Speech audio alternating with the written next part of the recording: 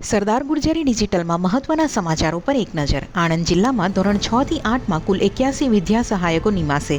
29 ઓક્ટોબરે વઘાસી ખાતે યોજાશે પસંદગી કેમ્પ. આણંદ જિલ્લામાં 1.5 ઇંચ વરસાદથી 63,000 હેક્ટરમાં ડાંગરનો પાક પલળતા ભાવ નહીં મળે. આણંદ શહેરના ભાલેજ ઓવરબ્રિજ પાસે આવેલ બૈતુલ આયસા સોસાયટીમાં તસ્કરોએ 5 ઘરોને બનાવ્યા નિશાન. લાખોના ઘરેણાંની ચોરી. તારાપુરમાં કમોસમી વરસાદની આફત વરસી. ડાંગરમાં વ્યાપક નુકસાન. આણંદમાં સતત વરસાદને કારણે જાહેર અને અંતરિયાળ રસ્તાઓ પર ભરાયા પાણી. જનજીવન પ્રભાવિત. કરમસદમાં ગટર લાઇનની કામગીરી અધૂરી છોડી દેવામાં આવતા રોષ. 6,000 રહીશો નર્કાકાર સ્થિતિમાં. નડિયાદના રીનસ ડાયાલિસિસ સેન્ટરમાં સ્ટાફની ઘટ ન પુરાતા માન્યતા સસ્પેન્ડ. સરકારના ધારાધોરણ મુજબ સ્ટાફ ન હોવાથી નોટિસ આપ્યા બાદ કાર્યવાહી.